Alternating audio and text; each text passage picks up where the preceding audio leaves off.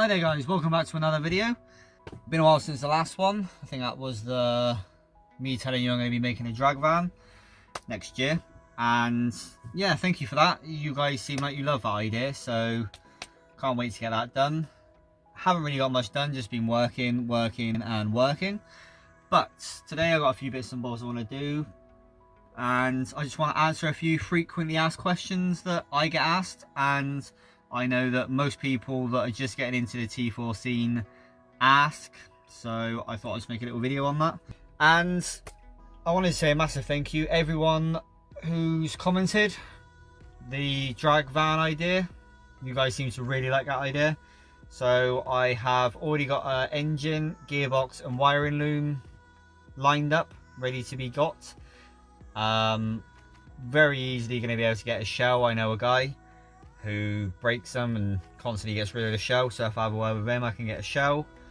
And I won a competition the other day for stickers. I mean, in case you guys haven't seen, I have actually got my sun strip and I put stickers up behind it. Obviously there's me, Scarface Lowriders, Bag Tree, Bad Stuff, we've got Lowdown Transporter, V-Dub Monkeys, Auto Style, and all the letters fell off of that one, but that's a VW Club, disjointed, something like that, but all the letters fell off, so I still thought that was quite cool, the two spanners. And I entered a competition the other day and got me some more stickers. Got a cool T5 that'll be going on the toolbox because I need some more for that.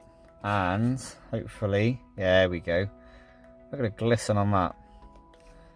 Style 5 on Instagram, probably on Facebook, I don't know, I don't really use it, but Style 5, go on, search it and you'll find them. Right, into the frequently asked part. The first one I have to address because I see it in every single group constantly, and it is about these vents. Do these vents blow hot air? That vent does, the windscreen ones do, and that one does. These three do not. Nope, they will not. Those three vents are whatever the outside temperature is. Whatever temperature the outside is, that's what they blow. These do not blow hot air. Second question, is it expensive having a van? Yeah, it is. Is it expensive having most cars? Yeah, it can be. It depends. If you've got a car that hasn't been well looked after, it's going to cost you a bit more because the parts, and it's just going to need a lot more love.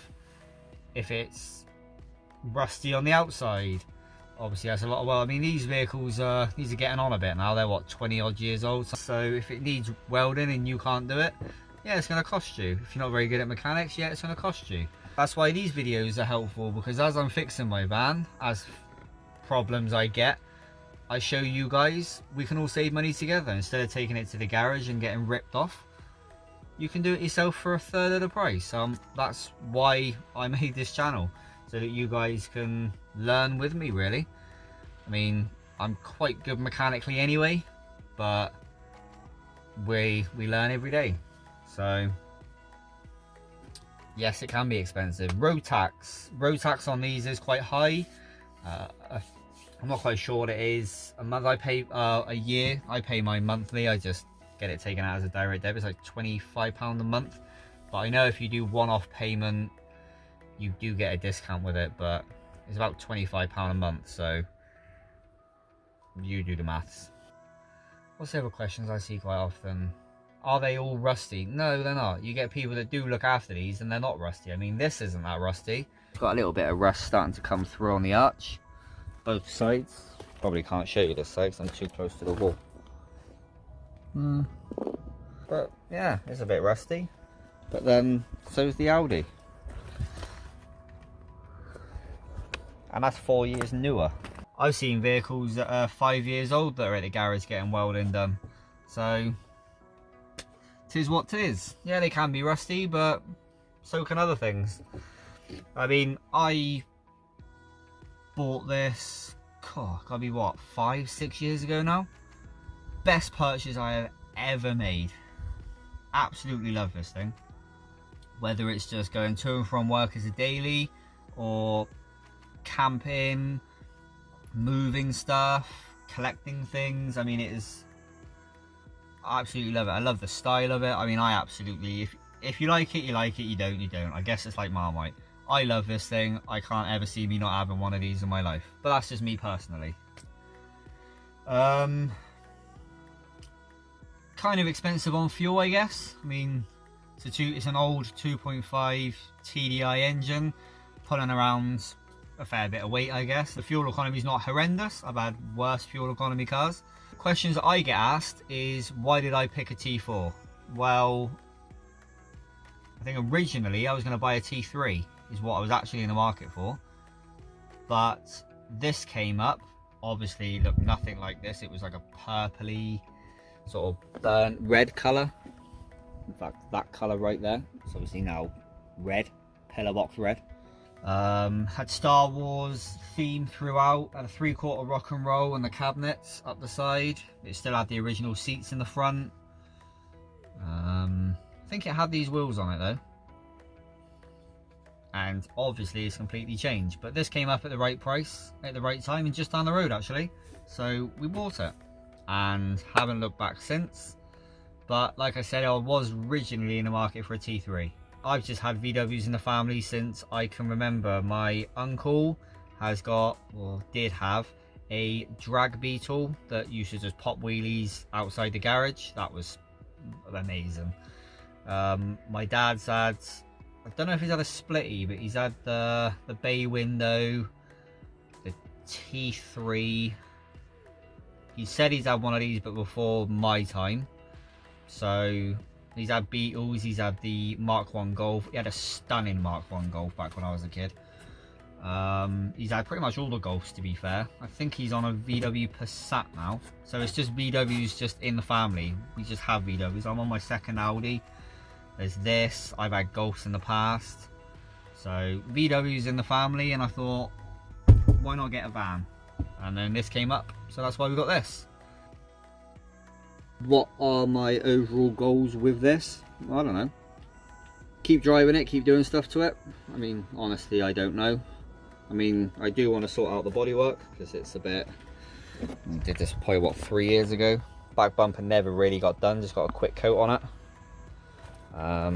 But the side, starting to get quite a few scratches on it. You probably can't see. Hopefully you've seen that, but there's a few marks on it that I've touched up that need to be dealt with. I mean, eventually I'd like to get a pop top, possibly. I don't know, put it on air or hydraulics. I mean, I honestly don't know what the plans are. Just keep enjoying it, I guess. The other one I get asked quite often is, what colour is my van? That is actually called Garage Door Smooth Red from Hammerite. How did I do it? Well, there is a video. I'll try and link it up on the top. But basically, I can't quite remember the ratio, but it's like 2 parts white spirit, 1 part paint, 2-inch foam roller, and just go to town really. Sand the whole body off first, just go over it with a light sand just to give it a key. Go mad. Someone else is, there is a little lever. In fact, it's just, you can kind of see it there, just there. Now it's set to essentially open, so the water will recirculate all the way through the heater matrix out through your vents. But if you turn this towards you, difficult to try and do this in a small engine bay, but if you turn that there,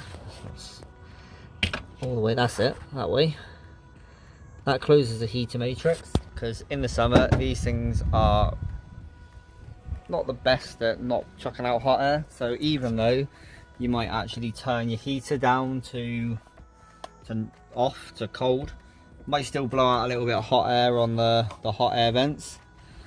So if you turn that, only be chucking out cold air or coldish air. And other than that, I think the only other question I get asked is about lowering the van. I mean, I get loads of questions about lowering it because it's a different way of lowering a vehicle. Usually you just put set of coilovers in, done. Where with this you've got to put shorter shocks in the front and in the rear. The rear you have to put, the spring is separate to the shock, and in the front there's no spring at all, it's a torsion bar. So it's a bit of fun. I mean, I have made a few videos on lowering it, which you guys have probably all seen, but I'm going to do one big video of absolutely everything. Subframe, short drop links, notching, absolutely everything. I've got, in fact, I have actually raised my van since the last video because I was a little bit too low, and until I get my subframe notched, I can't really be sat there comfortably using this as a daily, so I have raised up a little bit. In the meantime, if you have any questions for me, jump over on my Instagram. I'm pretty active on there. It's pretty much the only social media I'll actually use. So if you've got any questions, jump over there, send me a message, and let's get the conversation going. The merch is its own dedicated Instagram now. I mean, I went quite quiet on it for a while. I had a lot going on, and finally got round, so I gave it its own dedicated space. It's _13_13. It will probably be up. I'll try and put it here. And yeah, go over and give that a thing. That's its own thing. Keep that separate from the YouTube to a degree, and trying to keep that, give its own little dedicated space. So go over, give that a follow. There's going to be giveaways constantly on there. That's pretty much it for now. I'm not going to keep you for too long. I just thought that was quite a fun little video, frequently asked questions. But yeah, I'm going to let you guys go. Thank you very much for watching. If you like this video, please give it a great big thumbs up. If you're not already subscribed, go hit that subscribe button. Take it easy, guys.